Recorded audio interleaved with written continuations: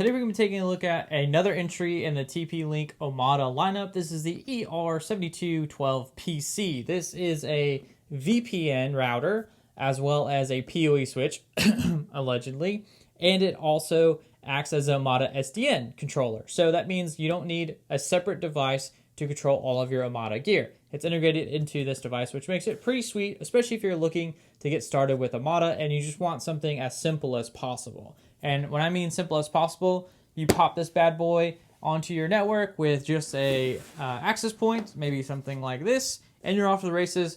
Everything is good to go. You don't need anything else. You can manage this and establish your access control list. You can set up your VPNs, everything, with just these two devices. Well, really just this one device.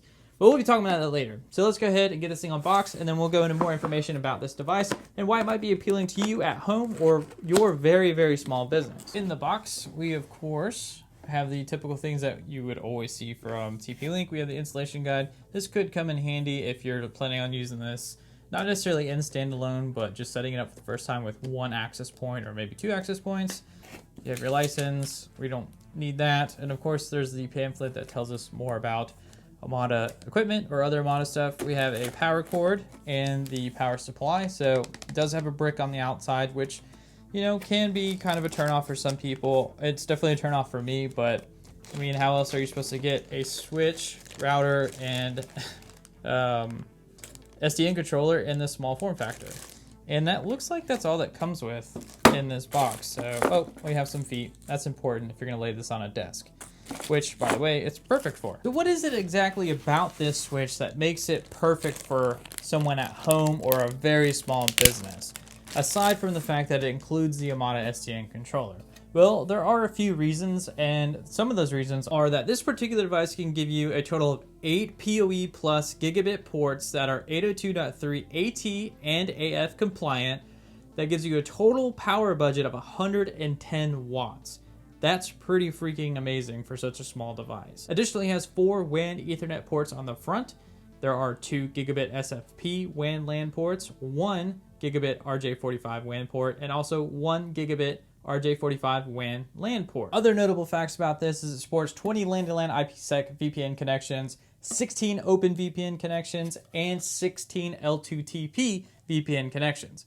That's pretty powerful for such a small device. Furthermore, this thing is dead silent because there are no fans. It only uses about 33 watts when there are no other PoE devices plugged into it. And of course, obviously that's going to go up if you keep adding PoE devices. It depends on what they are and how much power they use, of course. And it can also manage one other router. It can manage 2 switches as well as up to 10 access points, all with its dual core CPU that has a gigabyte of RAM, I believe.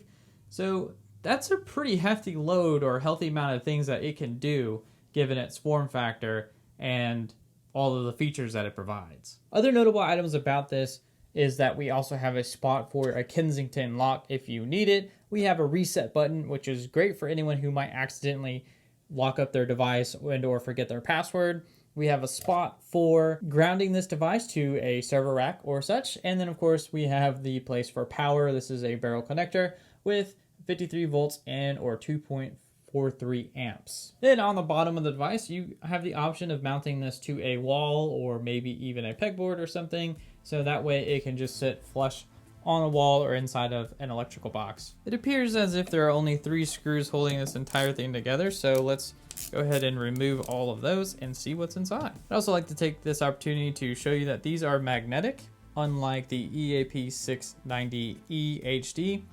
So take that for what it's worth. With all 3 screws removed, I think we might just need to push this back. Okay, I'm not entirely sure. Let me play with this for a minute and see if I can figure it out. Yep, you just simply slide the top cover off, and then we have full access to the internals. Wow, there is not a whole lot going on in here. Well, at least nothing too crazy anyway. So I don't see any heat sinks on anything. Maybe the chassis is acting as a heatsink and the chips. There could be chips on the bottom sides of these that are thermal padded to the back of the chassis, and the chassis itself is acting as a heatsink. That's highly likely. I am very tempted to take this thing completely apart. All right, we're going for it. we're doing it. Looks like there are a total of 6 screws that need to be removed. 1, 2, 3, 4, 5, 6. Yep. So we'll get all of these removed, and then we'll get this put back together because I really want to see what's underneath or on the other side. All right, last screw is removed. Now I'm gonna make the assumption this is held down by thermal pads. I am getting a little resistance here. Yep, thermal pads. This is pretty common with TP-Link. They like to do this a lot. And there also appears to be a piece of plastic. I don't know whose fingerprints those are. That's kind of funny. Anyway, there is a piece of plastic here that's obviously keeping the board from shorting out on the chassis itself. But no, there aren't actually chips under here like I thought there would be. I thought there'd be massive like chips for the CPU or something, but apparently not. So this is the underside of the board, the top of the board. This is all you get. So I guess we are just relying on thermal throttling to take care of any heat issues that may arise.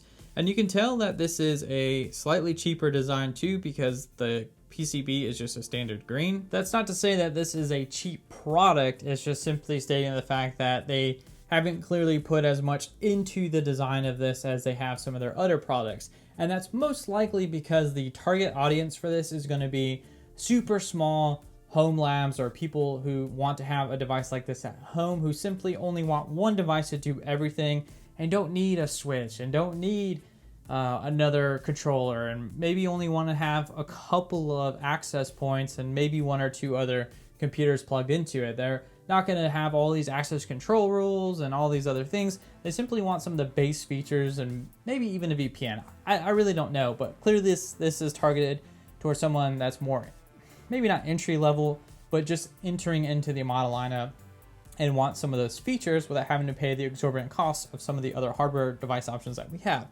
And we can see that kind of reflected just in the color of the PCB itself, or so I think anyway, and the lack of heat sinks. And I'm really surprised that there aren't like these ginormous chips like we're used to seeing. And even the capacitors seem different on this device. The caps that we normally see on Omada products are black. Not to say that they can't just be changed out with a different kind of cover, because I believe there's just plastic covering these, as I about shocked myself to death. Anyway, there are some differences. Even these look different than some of the other units that I've looked at in the past. These are very tall, very big. These obviously manage, or I don't know if it's obvious, but these do manage the power, I believe, for each of these ports. So I think that's really all I have to say about this PCB. Let's get it reassembled. With it reassembled, let's go ahead and talk about this next part of setting it up. But before we do, I just want to be clear here. When I hear the words switch, integrated switch, like this device claims it has, I assume that it's going to be set up the exact same way as if we were to have a separate Omada switch that would be added to the controller itself. Meaning that when we go to the Switch ACLs, there should be options to configure these ports to allow certain access controls to work, or not really work, but to deny or allow certain policies in place. So that's my expectation, but I don't believe that's true for this unit as of some of the things I've read online, but that's something we're going to investigate.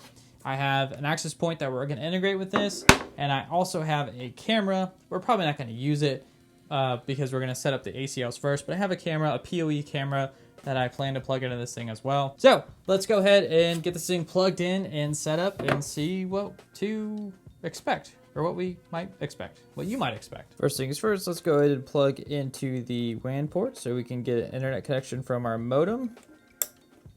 All right, there we go. I'm gonna go ahead and plug this laptop into the router itself. I almost said access point. I'm so used to saying that. We're plugging it into the router, and now I'm going to power the router on, and we'll just sit here and wait for this thing to boot.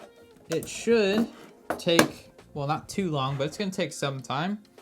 We've got our first power light, and now we're just going to sit and wait for it to come online. What's great about this device is that we no longer have to guess around what the IP address of the Omada controller is. We can simply just type in the default IP address 192.168.0.1 and it'll take us immediately to the Omada controller.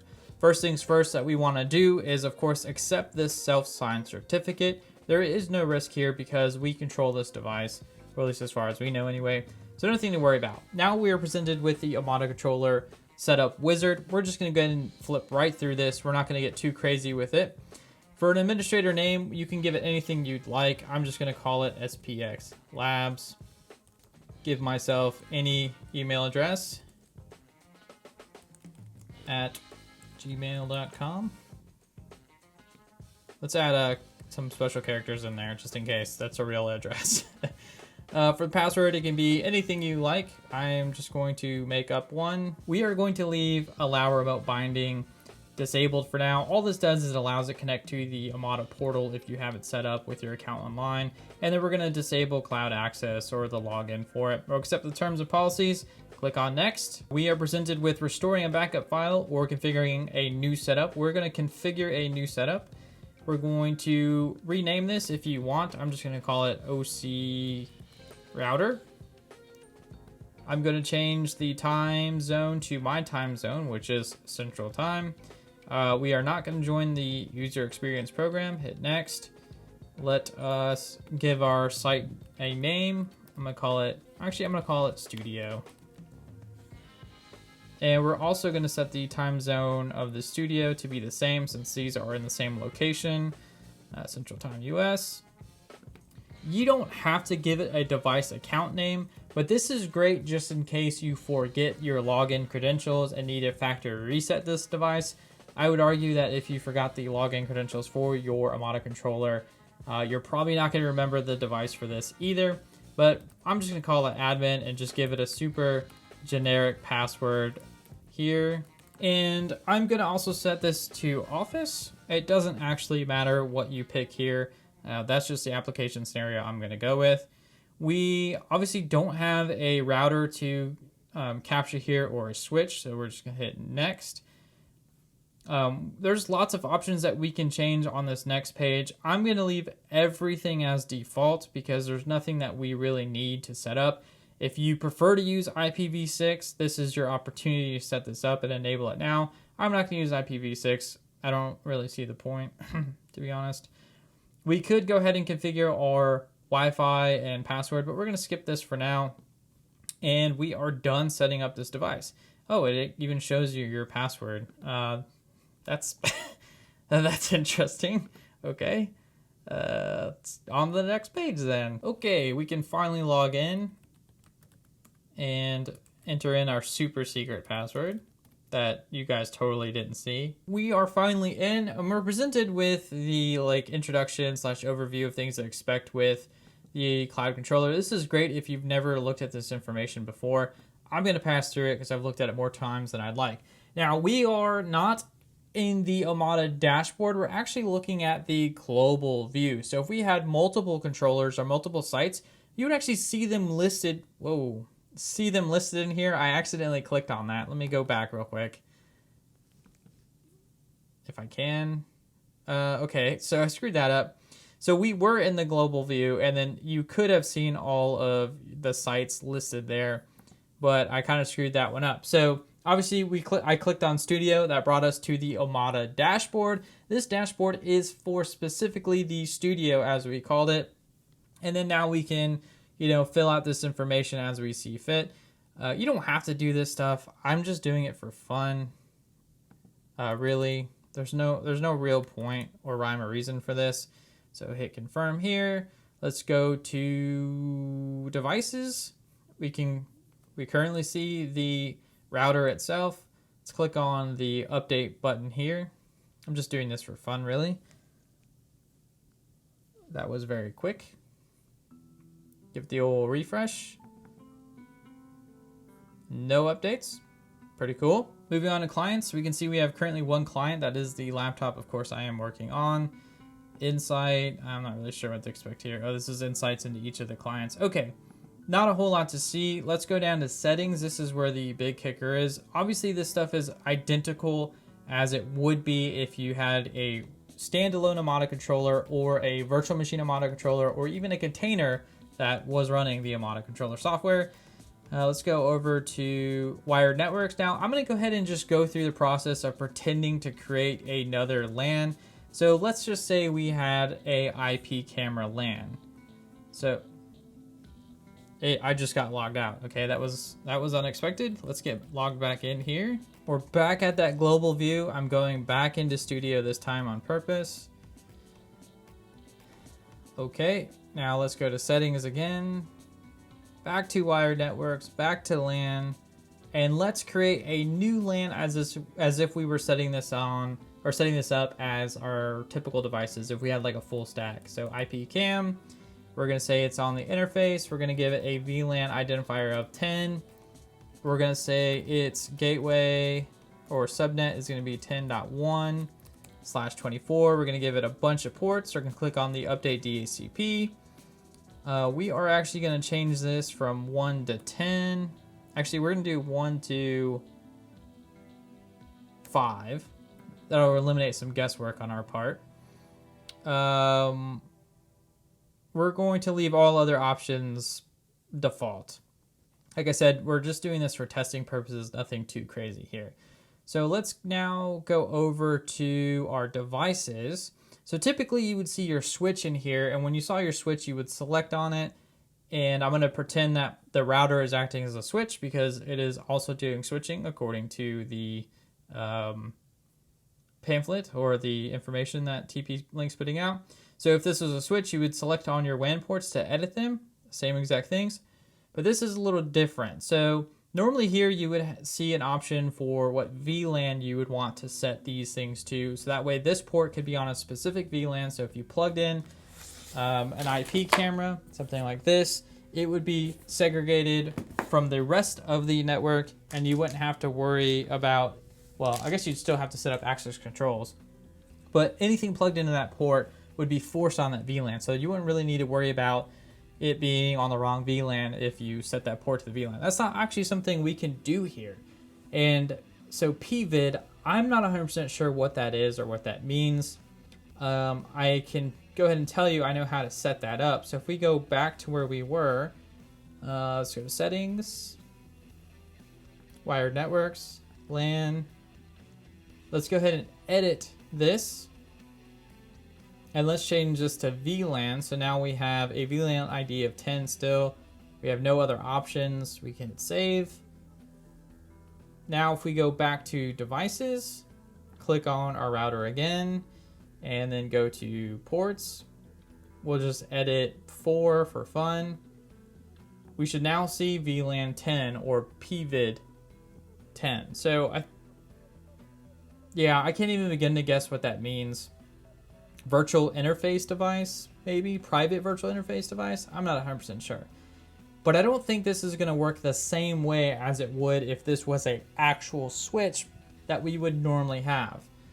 So normally, if we had a switch and we went to go set up our security rules or access control list, we would go to network security, ACL, and then we go to switch ACL, and then we'd create all of those rules that for each of the VLANs that we set up. So that's something that's a little different, but that doesn't necessarily mean you can't set up any rules at all. And that is why we have a wireless device. So let me get this plugged in, and once it's plugged in and powered up, we will kind of mess around with the EAP rules so I can show you what to expect. Right, so this is plugged into our modem. This is going to the laptop, and now I'm just going to plug in the access point into any one of these ports. It doesn't matter, well, it kind of matters which one. We only have 8 PoE ports after all, and those 8 PoE ports, are obviously from here to here. So there we go. Now we're going to wait for our EAP653, I believe this is, to power on, and then we'll get that adopted into the Omada controller. I believe the access point has had enough time to boot up now, so let's go over to devices, and we do see it pending. So it's actually been pending for 4 minutes. I did walk away to grab some water. All right, we're adopting that. Our device is adopted, so we're not going to get too crazy with this because there are many videos now showing you guys how exactly to set up a Wi-Fi network. So we are just going to create one really quickly with nothing too crazy. Now that we got our wireless LAN created, let's go ahead and head over to network security, and we'll create a new access control list or rule, whatever you want to call it, for the wireless LAN. So let's just say IP cam block LAN access. Something super simple. It doesn't actually matter. So we're going to deny all of these ports and protocols here. I guess they're not really technically ports. They are protocols with some ports attached to them. Anyway, we're going to block all of those. Oh, did I delete the LAN group? Crap. Let's go back to wired networks. Go back to LAN. Oh, yeah, that's right. I changed it to VLAN. Okay, so edit this. Change it back to interface. I have to redo all of this. Now we will go back to network security, access controls, EAP, create new rule, IPCam, block to LAN. So this will block all access from the IPCam network to LAN. So there we go. So IPCam, network to LAN. So this is, now this is one direction, okay? So that means that the LAN network will still be able to access the IPCam network, but the IP camera network will be denied all access to the LAN network. So hit create. Now this is what I would typically expect to see if we were setting up rules with a switch. And as far as I can tell, this doesn't work traditionally like an Omada switch would, a dedicated switch would if you were to have one. So I think this is really kind of like a dumb switch. It still does switching, but you don't really have any control over it as far as I can tell. But that could just be due to my lack of expertise with this particular device and the lack of network knowledge. That doesn't mean that you can't impose rules. I just don't know how to do them. At least not any other way aside from what I'm used to seeing with Omada. But from here, it's pretty much straightforward. If you have a wireless device, you can continue creating rules like I have done in previous videos or other YouTubers have shown you in previous videos. And you can go all the way down. So any wireless devices will have to be forced into those rules that you create, doing whatever things that you see fit. I've had this iPod streaming YouTube and this streaming YouTube as well. So we can hit the access point and the switch at the same time.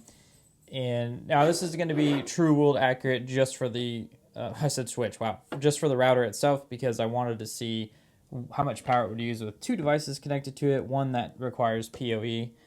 And it's used about 0.35 kilowatt hours. And let's see here. And 0.35 kilowatt hours costs us about 4 cents to run. 4 cents isn't so bad given that this has been running for about 30 hours or so with one access point, one laptop, and one iPad all streaming to YouTube at the same time.